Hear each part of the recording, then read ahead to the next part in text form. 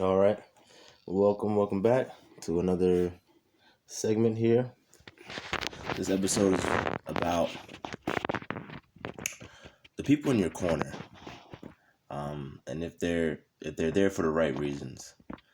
And it's important to take inventory, take stock, audit these people as well as yourself. You should be auditing yourself um, constantly.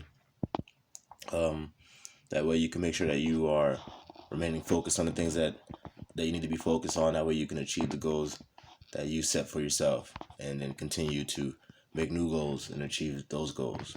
And you do that efficiently and proficiently by auditing yourself constantly. But anyway, on top of auditing yourself, you should be auditing the people in your corner, per se, i.e., your friends, or if you are a famous figure like a Deontay Wilder or like a Patrick Mahomes or LeBron James, um, you should definitely be taking auditing those people around you, because you got to make sure that everybody around you is on the same page as you and wants the same goals that you want for yourself. You can't have any detractors, and you definitely can't have any yes men in there. I'm just telling you what you want to hear, just to go along to get along type. Um, that is actually detrimental. Now, in saying that, now obviously everyone that is a yes man, not every single one of them are malicious, and doing it to lead you to your ultimate demise.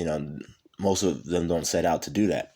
It's just there's different reasons why people will do that. Maybe they lack the communication skills to be able to have a conversation with you outside of just yesing you.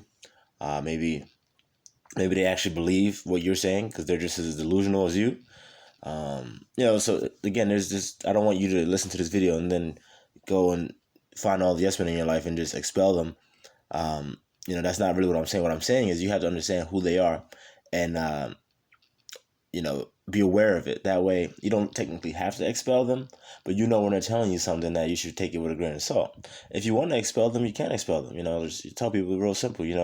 My life is moving this way, and honestly, there's no room, for you in it with that energy that you're bringing. You can say it like that if you want.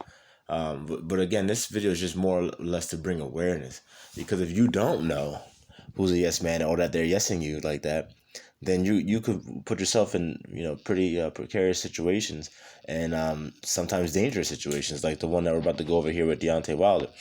Excuse me, I know I got like the sniffles. Sorry. Yeah. Anyway, back to the point. So if you don't know who Deontay Wilder is, he was a heavyweight belt holder, a boxing belt holder, for about 5 years, I think, maybe 4. I'm pretty sure he held the WBC title. If you don't know much about boxing, boxing has many different belts for the same weight class. So I think there's like 5 right now, and he had one of them, but then he lost it in his rematch bout with Tyson Fury. So anyway, Deontay Wilder, former undefeated. He was undefeated up until that point too, actually, when he lost to Fury. So he was a former undefeated heavyweight champ, and he was pretty much known. I mean, he still boxes, obviously, but his style is pretty unorthodox. He's a very, very, very hard hitter. He has like all-time talent strength when it comes to his boxing strength. And his right hand could literally turn the tides of a fight in literally the blink of an eye. And he's done that many, many times throughout his career. He has over, I believe, 30 knockouts. So I mean, his punching strength, knockout power, is literally like at cream of the crop. So he's definitely gifted with that. But the sad part is that has pretty much carried him throughout his whole career. When you watch him box, you can obviously tell that he lacks like the fundamentals You just the way like he holds his hands. He doesn't jab nearly as much as he should. He's like 6'7", 6'8", long, very long arms. So he definitely should be jabbing, and these are fundamentals. Keeping that right hand up and jabbing. Snapping that jab, but he doesn't jab at all. He pretty much just tries to bait people into falling asleep, and then he pulls out that right hand and catches them. So yeah, and his footwork is poor as well. He's not good moving around in the ring. But again, when you have Hall of Fame freaking knockout power like that, you get to they say you make exceptions for exceptional people. So he's definitely an exception in that, right? But I always think to myself, if this guy would have just worked on his the fundamentals, if someone would have told him, if he didn't have so many goddamn yes men in his corner saying, "Oh man, that was great, man. Yeah, you're the greatest." And I don't listen to them because don't get me wrong. Obviously, the pundits and the boxing analysts, they always say it. So I know that he's aware of what people say about him and the work that he could do. So but when you have yes men around you telling you, "Nah, oh man, they just hate you, man. Hey, they just hate you," and you know what? You don't got to be rich and famous to have people in your corner. Like a little posse, like a little entourage. And you don't have to be rich and famous to have people hating on you. So, I'm sure that there's some people listening to this video right now that you can think of some people that are like that. That you have in your corner. Like, oh man, they just hate you. They just hate you. Like, don't get me wrong. Sometimes people are just hating. There's a lot of haters out there. I got a lot of them too. Hating ass niggas, man. But it's cool. I know I could tell. Who's hating. I don't need someone to come and tell me who's hating. But anyway, I digress. So. When you have a bunch of people like that in your corner, then there's no reason for you to change anything. They're just gonna have you keep, with the status quo, because again, they're not there to ruffle any feathers or rock the boat. They just want to keep you happy. Well, I put that in quotes, because obviously, your true happiness would be in ordering yourself constantly and making yourself a better version than you were yesterday. So going on.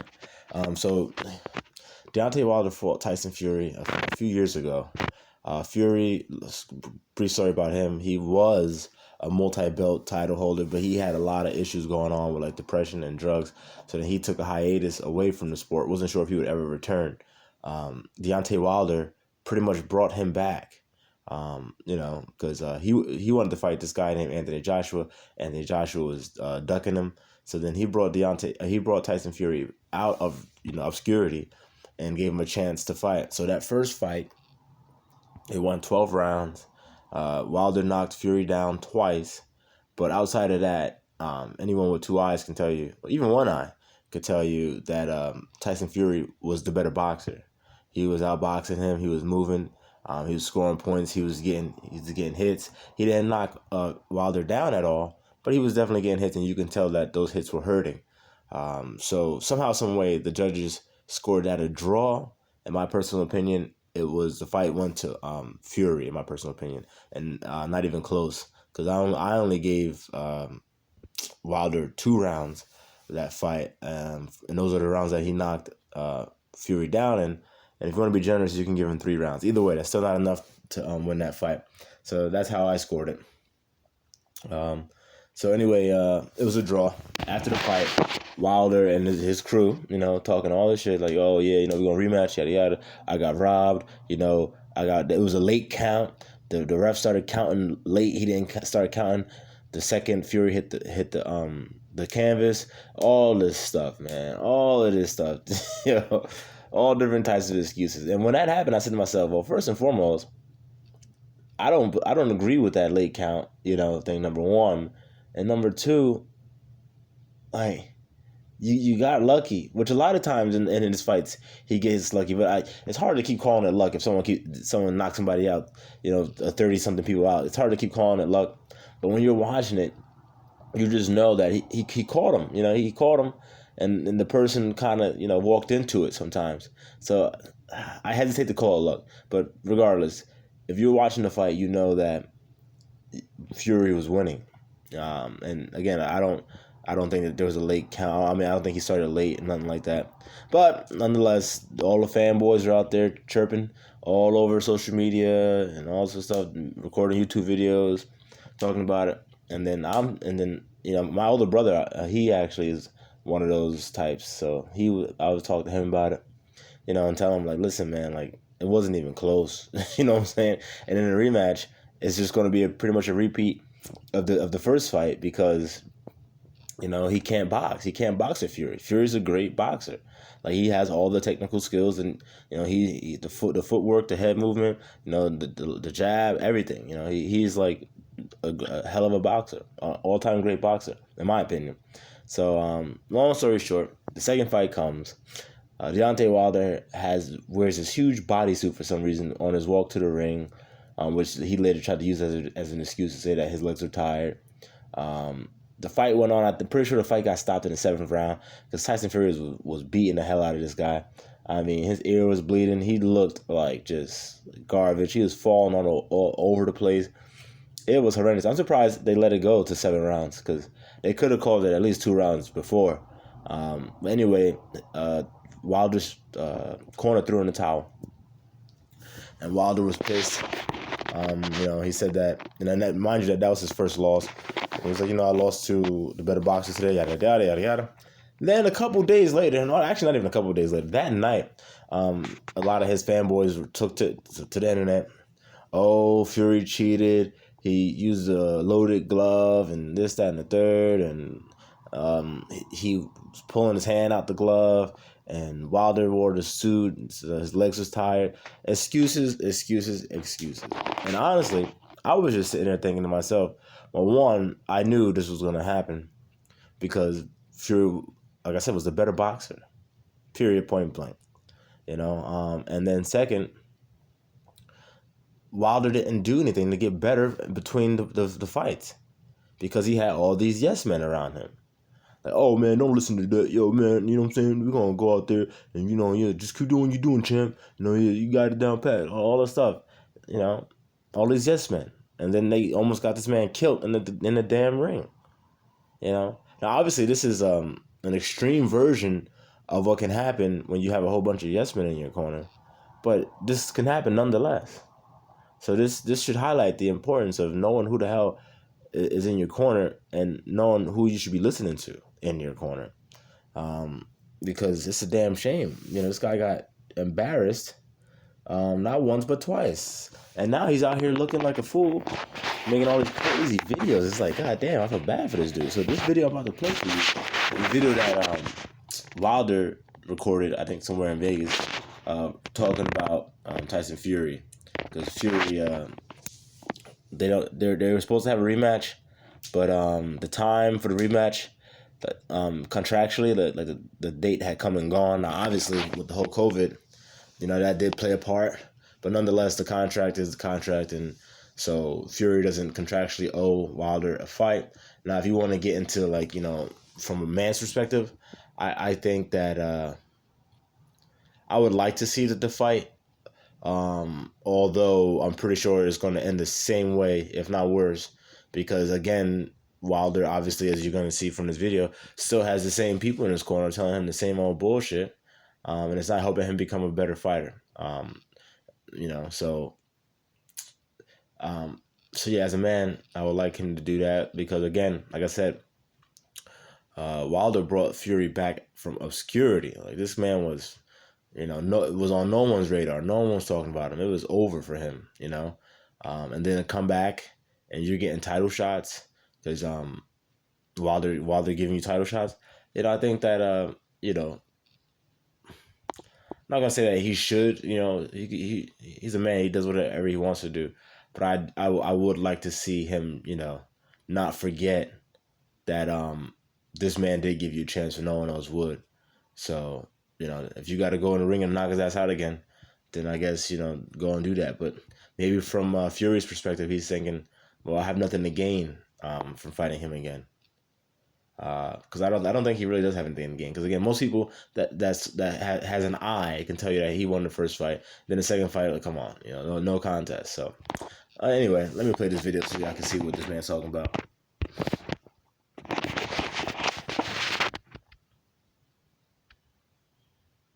Silence is golden. but my ears can still hear and my eyes can still see. The Bible also tells us to be swift to hear and slow to speak. You see, what you don't understand, thief, what you did is what my people deal with all the time. Someone cheating them from providing their greatness into the world. But it's a burden that we cut off only to make us stronger. I saw in the first fight where Ricky Hatton was pulling down your gloves to put your fist in the improper position. Y'all tried the same method the second time, but this time... They showed that little clip right there. One of the things that they were saying is that Ricky Hatton, who was I'm pretty sure he retired, was a boxer, was in Fury's corner, and they were trying to say that Ricky Hatton was pulling Tyson Fury's glove like almost off. That way his fist would be in an improper position. Therefore, when he would throw a punch, it wouldn't hit Wilder with the cushion. It's going to hit him with more of his fist, which is going to, you know, hurt more.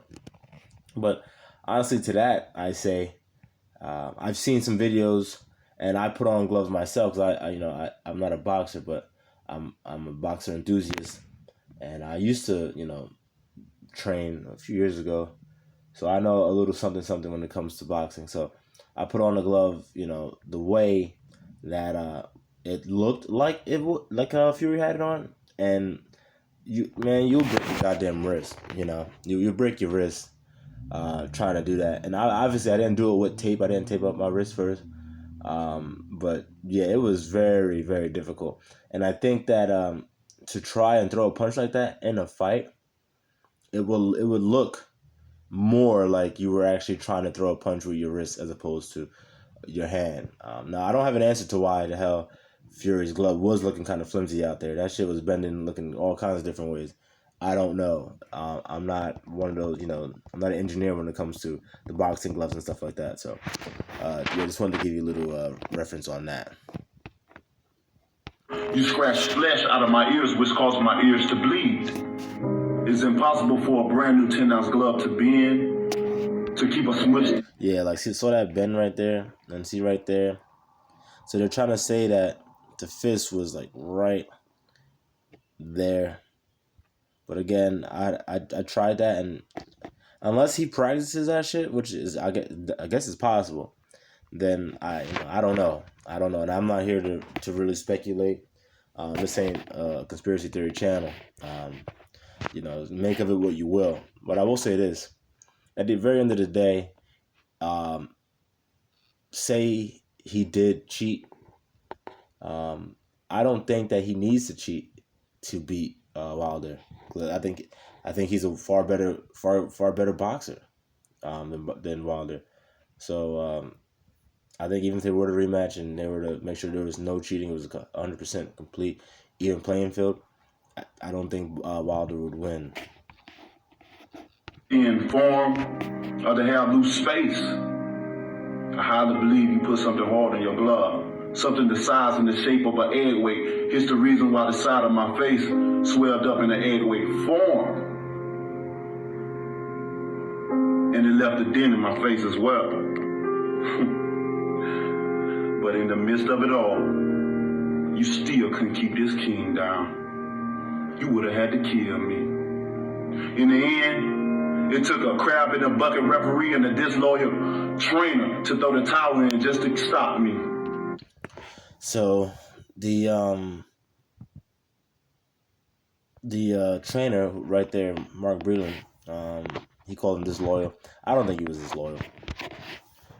He was getting his ass whooped. As he just said it himself, he had a dented fucking skull and his ear was bleeding. And then, you're sitting there watching this guy get freaking mollywopped all over the ring. He's got a family, he's got kids. People die in boxing rings. People go into a coma and never wake up from fights in boxing rings. Okay? So as a trainer, you have a responsibility to take care of your boxer, man. And then, you know what? If the boxer wants to get rid of you and never speak to you again for what you do, then, at least you can sleep at night knowing that you didn't get this man killed out there. So I think that Mark Breland made the correct choice, and I don't think that it's right for Fury to call him disloyal. I don't think that makes him disloyal. But then again, here we go. He's pointing out that, hey, you know what? You not being a yes man is disloyal. You know, I want you to be a yes man. You know, when I come over to the corner after the round and I'm looking all fucked up, I can't even talk straight, and my ears falling off. I want you to keep telling me, "Oh, you doing right, Chan. Don't worry about them, man. You got this." Like, nah, man. So, you know, you don't be like Deontay Wilder. Don't be a guy that can't tell who the hell's yes man in this corner and is taking their advice and just running with it. B, don't be a yes man. You know, don't be a yes man. Anybody. You know, if someone asks you something, or you know, you see something, speak your mind. Speak the truth. The truth, not your truth, his truth, her truth. No, the truth. There's only one fucking truth. All right, so let's keep that in mind too. So again, you call him disloyal. I don't agree. You know, I think that he showed the ultimate loyalty to him and his family for protecting him. Because who knows what the hell could happen in that damn ring. He was getting molly-whopped. If y'all haven't seen the fight, go watch it. It's on YouTube. They got highlights. They got the full fight. It was, oh my Lord Jesus. Proverbs, the 6th chapter, 30 and 31st says, excuses may be found from a thief who steals because he is starving. But if he is caught, he will have to pay back 7 times what he stole, even if he had to sell everything in his house. And payback is coming. Yeah, this man lost his mind. But anyway, that's pretty much all I have to say about this. Definitely make sure that, you know, you surround yourself with the right people that have your best interests in mind and not just going along to get along and telling you what you want to hear. Because, again, you have to audit yourself daily, you know, and those around you. All right? Until next time.